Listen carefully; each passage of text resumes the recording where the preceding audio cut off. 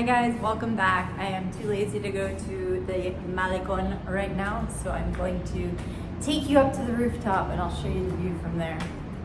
Before I get started on everything that's happened since we last spoke, I'll give you some updates of just other things I've learned about Mazatlán and all that kind of stuff. So I know I told you guys about beer. I can't remember exactly what I had mentioned in one of the other videos, but in addition to Pacifico, they also, Modelo and Corona are also from here. You would actually think they would have more tourism based on doing like brewery tours and stuff like that, but I really haven't heard anything about that, so that's interesting in itself. But what I did learn too that was cool is that Pacifico, although originally from here, it was discovered in Baja California and brought to the US originally by surfers visiting Baja. And they were saying how it's basically similar to a German style beer. And the reason why is because German immigrants that came here a long time ago were the ones that actually created Pacifico. So not just Banda the music, but Pacifico as well was started by Germans that came to Mazatlán a long time ago. Before I go into more detail, let me show you the view real quick. Just the sky behind me. So you can see from here, nice ocean view from the rooftop, and I'll show you this way as well. Pretty nice view from up here. So nice little city view behind. Cool. Surprisingly, I have yet to use. But yeah, usually I've just been at the beach. So anyways, there's that about the beer. Definitely feeling more like a local. I've actually been here a month now, so that's pretty cool. But anyways, yeah, so basically once you're in a place long enough, you get to figure out how certain things work and just noticing the differences and all that stuff. So some of those little things that I've noticed or just like been comparing and interesting. So there's a water shop down the street from here where you can go and refill whatever bottles you have, get purified water. So anyways, I brought this 10-liter jug that I originally got at Oxo to have them refill it. They refill a 10-liter jug of water for 10 pesos. So that's 1 peso for a liter. And basically for that whole thing, you're paying about 50 cents. So that's pretty crazy, just comparing prices in itself. It's like crazy when you start to see the difference in prices. Anyways, another thing I've learned to do, they do a lot of, like, it's called a transfer basically when they pay for things. So a lot of times you're not necessarily using a credit card to pay. You can, they have the option, but they'll just do a transfer. And so I've done this now anyways, but you can go to any Oxxo here and just give them, it's basically like the name and bank account number, more or less, of who you want to transfer money to. And basically you just pay the Oxxo in cash and then they'll transfer the money. So that's a cool option. First time trying that. We did that for the photos we got for Halloween anyways, so that was cool. Something new I learned and tried out. Another thing I learned, I'm trying to remember, this is Friday, but anyways. Oh, so for the first time, basically I had tried taking the bus with my surfboard on it. I think that was Thursday, yeah, when I was going for Halloween to surf. No issues or anything. And then on Friday, so one of the girls I met Thursday, I met up with her Friday to go surfing, Katie, she's Canadian. And 2 buses went by without picking me up. And I was like, what the hell? And anyways, she was like, yeah, you might need to take an Uber. Sometimes it won't stop for you if you have a board. So anyways, that was news to me because I had no issues on Thursday. And so I started to get an Uber, and then like I saw another bus coming and figured, I'll just try it. And that one stopped for me. So that's something I'm learning. Like I have, for the most part, not have issues, but occasionally they might not stop for you. And it's just like up to their discretion, I guess, whether or not they feel like picking you up. Or maybe depends how crowded the bus is, I don't know, but there's no real rhyme or reason. So anyways, learned a bit about that. And just some other things I've noticed in general, like people here I would say are really nice and friendly, helpful, generous, just like kind overall. I just feel like people are a lot more willing to help, whereas in the US everyone feels inconvenienced, they don't want to go out of their way. It's like more of the vibe. Yeah, people here are just a lot nicer when it comes to those things, I think. Even when we were in, where was it?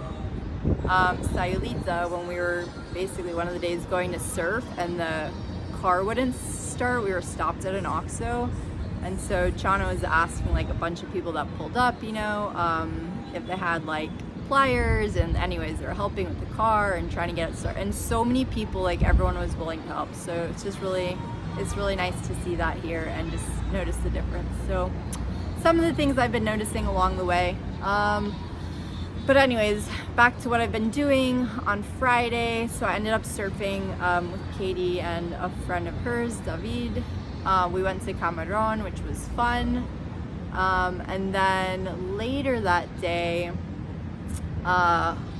went out to eat at Pedro y Lola in the Centro Histórico, which is right in the Plaza de Machado, which was really cool because kind of my first time really going out in the evening, even though it wasn't like nightlife per se, it wasn't late or anything, but it's definitely just way more people, things going on in the evening, again at night. So, and that place had live music. I actually came across it. I've joined all these Facebook groups in Mazatlán to see like what's going on and all that sort of stuff. So that's how I found out about that. So went to eat there, had a nice meal, enjoyed the live music, walked around a bit, got some dessert later at this little place, like an ice cream shop, but of course I have to try everything new. So they had this coffee drink, I can't remember the name of it right now, it starts with an A, I'm pretty sure.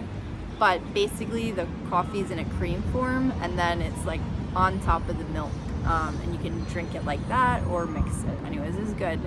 We got that and some tiramisu, which that wasn't the best, but no surprise in Mexico, and coconut ice cream. Anyways, so that was like a cool day and evening. And then Saturday, trying to keep all the days straight. So Saturday ended up going back to Camarón to surf with Paul. And then funny enough, of course, ran into Katie and David there. So again, small world, you pretty much always see the same people. So surfed there, it was fun. Again, like I like that spot. So there's basically, I would say 3 main ones that people go to all the time, which again is Pinos, Camarón, and Brujas. Learning more and more about them. Pinos and Camarón are the point breaks. So again, downside is everyone's like basically jumbled up next to the peak, which makes it harder to catch the waves because you're competing more for them. But they are really fun waves. And Brujas is a beach break, so when there's not much going on over this way and the waves are super small, usually Brujas tends to have size, but it doesn't work well when it's big because the waves tend to close out and crash. So anyways, surfed there Saturday, that was fun, and then that was Dia de los Muertos. So later went back out to the Centro with Paul, and that was really awesome because he had told me about a Halloween party, which another funny thing, in the US everyone celebrates Halloween, basically all the parties, the weekend before if Halloween falls on a day during the week. And then, so it was Thursday this year, but here they were having a Halloween party after the fact on Saturday because it's the weekend, you know, which makes sense. Makes more sense because it's close to that weekend. But anyways, that's how it works. So I wasn't sure, but I was still wanting to get to check out like the Dia de los Muertos, things that were going on in town. Since I'm here, gotta take advantage. And anyways, so Paul was down to do that first before the party. So we went down there, walked around again the main plaza a little bit before things got started. Met up with his friends that were there as well. And then, they had some dancing going on. So there's a gazebo there where they had traditional dancing more or less. I liked it what I saw, and they're dressed up, but of course like have their faces painted like skeletons more or less. And then the parade started, Hold on, I'm gonna try turning this way, see if the lighting's better. Although that sunset looks pretty awesome. I'll give you guys another quick view. Pretty nice hall. Now you get to check out the pool. All right, so yeah, the parade was awesome. So it was super short. That I was surprised about. It was only half an hour about, but really cool. Had good music and lots of different things. People dancing, playing music, of course, all dressed up, and the skeletons and all that sort of stuff. Fire dancers. It was really fun though. A cool vibe. And then, oh, they have people too, like on trucks and stuff that are giving out beer. They're pouring beer and giving it out to people. So anyways, this random side note, but at some point, so anyways, you can kind of like reach your hand out and try to get one, you know? And we're kind of on this ramp on one side of the street, so we're a little bit elevated. So I'm reaching my hand out to see if I can get one. And anyways, the guy says something which sometimes I kind of hear, kind of don't, or somewhat understand, maybe not 100%, and I'll just like respond, but I'm not totally 100% sure if I understood correctly. And he said something about Argentina, and I was just like, yes. And I think he was asking if I was from there, and then he's like, basically replied like, then why did you come here? And like kept going, didn't give me any beer. So I was like, damn. I don't know what he has against Argentinians, by the way. Check out the shirt. But I wasn't wearing this that day, so I was like, I'm pretty sure that's what I understood. I don't know what he's got against it, but I guess, again, good and bad thing about being confused as an Argentinian, but when you're in Mexico. So anyways, the parade was cool, and then afterwards we walked around a bit. There was other stuff going on in town, so they had like just cool decorations around town, some streamers hanging in one street, and like this giant Catrina, they call it. So it's basically like the skeleton, but the face, the lady with the skull face and all that. They had like a giant one, and then some live music playing like on different blocks. And anyways, so we're kind of walking around exploring that, and then stopped at this one bar that was cool called Chaos, which is Chaos. And outside they had someone painting the faces like the Catrina, the skull. So we were looking for that earlier to see if we can find anyone, and we couldn't. And then I didn't have a costume for the Halloween party, because the one I used on Halloween I borrowed too. One of the girls again had like a bunch of masks, so I just wore one. So anyways, decided to get my face painted there, so at least I'd have that for the party afterwards too, even though the parade and all that was over. But she did a really good job. I liked it a lot. Then I didn't want to take it off like even the next day. I ended up sleeping in it because I was so tired. I'll get to that later. But it was a cool vibe. They had a DJ out there too playing music. People were hanging out outside the bar. And yeah, just hanging out here. Like you can, it's not a big deal drinking on the street. I mean, it's definitely way more lax when it comes to drinking privileges. I mean, people are even like drinking and while you're in the car, like no big deal. Definitely different when it comes to that stuff. But then inside the bar they had this little market, which was really cool. Just some vendors in there setting up stuff and selling, so of course check that out. And one of them was selling brownies and had samples, so of course I'm always down to try samples. And they were surprisingly really good. I was surprised because when you're outside of the States and you're finding like cookies and things like that that are traditionally from there, it's a lot of times hard to find really good ones. Usually they're like dry or they're just not the same. These were really rich and moist, so I ended up getting one of those. They don't have a shop yet, but I have her card, so at least I know how to get more delicious brownies if I'm ever craving one. So yeah, that was kind of the evening in town. And then we went to the costume party, which was fun. So basically, some of Paul's friends had rented a place like in town to have the party. I don't know if it was Airbnb or what, but you know, a lot of places when you rent, they don't let you throw events and parties. And so they had to find one that did. So it was the most like inland I've ever gone in town. But that was fun. It was a cool place too, like an outdoor space. They had a pool and stuff. But everyone came in costumes, chill at first, just kind of just hanging out, chatting, but then later everyone was dancing. They played lots of reggaeton and everyone was perreando, which basically means like, yeah, getting down and shaking your ass as you would to reggaeton or rap. So it was a fun night, like cool, again, vibes and fun crowd, people, everyone's nice. And they were doing a costume contest as well later. So that was also fun to watch. One of the, like, I would say the most creative, they had these 3 guys come dressed as Powerpuff Girls. So they had these giant heads with the masks. And the most fun and like funniest part of it was, again, one in Latin America. So when they were calling people up to basically like come up to show your costume, you know, and then like people would clap for you, and that's how they were kind of voting. But you had to like dance basically. So everyone was going up there, you know, and like dancing as they're kind of like a runway thing, but you had to dance. So anyways, everyone was like really into it. Even the guys were getting down and dancing, and it was just super fun and like funny to watch.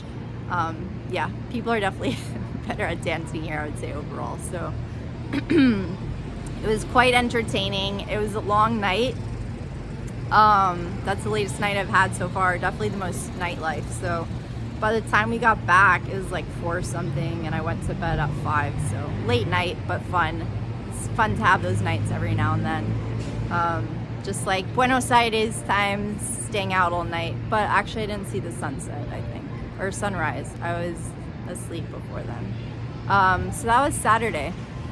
And then Sunday, of course, I was exhausted. So slept in, and then we had talked about going to the beach the next day, basically the same group that was like at the party, but it ended up being way later because I'm sure everyone was slept in and whatever. But it ended up being like evening by the time we went to the beach, and it was right after sunset we got there. Paul ended up bringing some ceviche, so I was trying to figure out what to bring and stuff like that, and ended up making some guacamole. And got some compliments on it, so that was good. I just looked up a recipe, but it came out good. And yeah, it was pretty chill though, just hanging out on the beach at sunset. Here they've been saying like, oh, it's getting kind of chilly now, like it's starting to cool off. And at first I'm like, what? This is what you guys call like cool, you know? Because basically it's like lower 80s now. But I kind of understood. I think I'm already adapting because I was getting like a little bit cold on the beach, had some goosebumps. So it is cooling off a little bit now, but it's nice, it's enjoyable.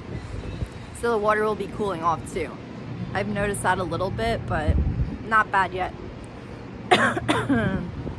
Anyways, that was Sunday. And then yesterday, ended up surfing again at Camarón, which was fun again. Ended up though at this one point, this guy was going for a wave, but I was like in his line kind of, and basically like ran into me, but luckily it wasn't a board or a fin, but it was like our legs kind of collided, which hurt.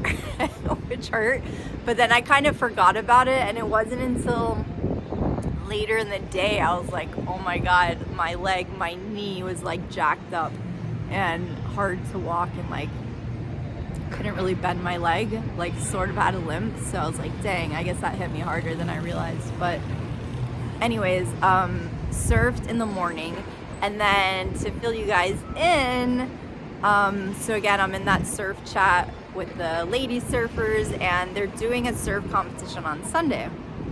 I wasn't planning on doing it, but it's just supposed to be for fun and everything. And Katie was saying on Friday, she's like, you should do it. She's like, I did it, and you know, like I won 3rd place, so I'm sure you'd be good, because she's like a newer surfer.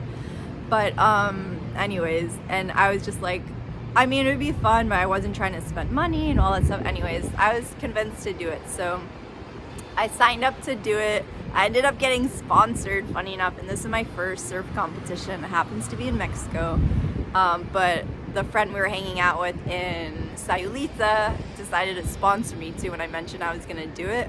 So that was really nice. And anyways, I had to like figure out what the things were that I had to take care of to submit the form, which is just a Google form like to one of the ladies, but with information they needed. And part of that is you need credentials from, it's basically more or less like the municipality of sports, like in Mazatlán.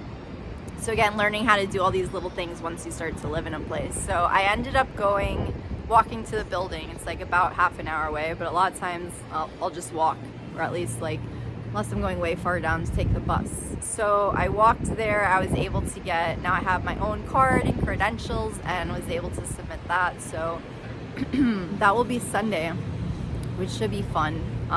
And again, it's like that same group of girls. It's a women's competition. So yeah, that was yesterday. And then, later on, so the couch surfing friend I met up with the week before, I guess it was, Irene, I would say you'd pronounce in Spanish, because in English it would be Irene, which is also funny. So Paul, I didn't even realize it until I saw it written down. I was like, oh, that's Paul. But that's how you pronounce it in English, or Spanish.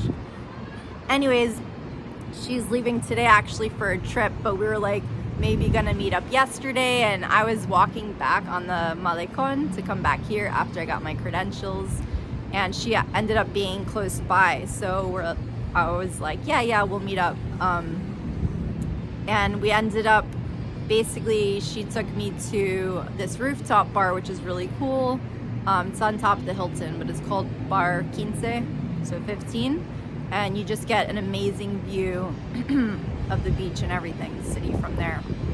So we went there and had some piña coladas. They had a 2-for-1 deal between 5 and 7, I want to say.